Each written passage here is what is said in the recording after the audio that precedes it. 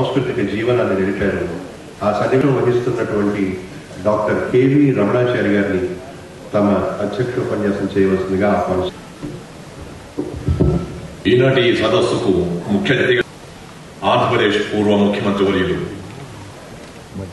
శ్రీ నేదురుడు, ఈనాటి సన్మాన్యంలో కలిగినటువంటి గౌరవనీయులు శ్రీ రమణమూర్తి గారికి, గౌరవనీయులు శ్రీ మండలి బుద్ధప్రసాద్ గారికి, వేదిక అలంకరించినటువంటి ఇతర పెద్దలకు, సన్మానం గ్రహించబోయేటువంటి సన్మిత్రులకు, రసజ్ఞులకు మీకు అందరికీ నమస్కారం.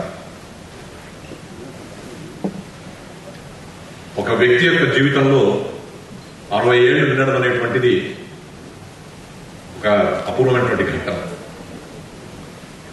60 ఏళ్లు నిండిన తర్వాత మిగతా 60 ఏళ్లు ఎలా బ్రతకాలి అనే దానికోసం చెప్పిన దిశానిర్దేశ సైంటిఫిక్ వ్యూస్ అన్ని పెరిగిపోయిన తర్వాత 120 ఏళ్లు బతికే వాళ్ళ యొక్క సంఖ్య కూడా ఎక్కువగా ఉంది. కాబట్టి ఈనాడు మనమందరం కోరుకునేది ఏంటంటే, వేదిక మీద ఉన్నటువంటి పెద్దలు, ఆ సప్తగిరీషుడు, సామాన్యుల యొక్క మంగళాశాస్త్రాలు అన్ని కలిపి మన రఘురాంకి 120 ఏళ్ల పరిపూర్ణమైనటువంటి జీవనం సిద్ధించాలని చెప్పి ఆ భగవంతుని ప్రార్థిద్దాం.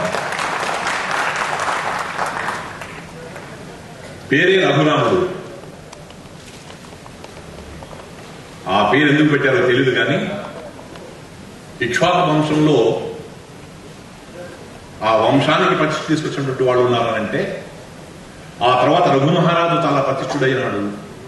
లబ్ధ ప్రతిష్ఠుడైనటువంటి ఆయన పేరు మీద రఘువంశమైంది. ఆ తర్వాత రఘురాముడిగా శ్రీరామచంద్రుడు అనిపిస్తూ ఉంటాడు. ఎవరి పేరైతే చరిత్రలో నిలబడి ఉంటుందో వారి పేరిటనే ఆ పేర్లన్నీ నిలుచుంటాయి. కాబట్టి సూర్యవంశంలో వచ్చినటువంటి శ్రీరామచంద్రుడు, ఇక్ష్వాకు వంశం నుంచి వచ్చినటువంటి శ్రీరామచంద్రుడు, రఘువంశం నుంచి వచ్చినటువంటి శ్రీరామచంద్రుడు రఘురాముగా నిలబడిపోయినట్టుగా మద్దాళి సుబ్బారావు గారి యొక్క కుమారుడిగా వచ్చినటువంటి రఘురాము వారి వంశంలో లబ్ధ ప్రతిష్ఠుడిగా నిలవాలని చెప్పని మనం అందరం ఆశ, లేక మనతో ముచ్చట్లాడిన ఎవరికైనా ఏదైనా ఒక మంచి పని చేద్దాం అనుకునేటువంటి ఒక మంచి మనసున్నటువంటి సన్మిత్రుడు రఘురాము. ఆ తండ్రి గారి యొక్క కళ్ళలో ఆయన చూసినటువంటి చల్లని వెన్నెల, ఆ మహానుభావుడు మద్దాళి సుబ్బారావు గారి యొక్క నవ్వులో ఆయన చూసినటువంటి ఒక హాయి,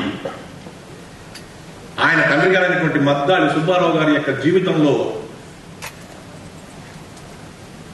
నిజ జీవితంలో అలాగే ఉద్యోగ జీవితంలో ఆయన చూసినటువంటి చెప్పుకోదగ్గ నిజాయితీ రఘురాముని ఈనాడు ఒక పరిపూర్ణటువంటి వ్యక్తిలా నిలబెట్టినాయేమో అని చెప్పినటువంటి భావన నాకు కలుగుతా వస్తాం.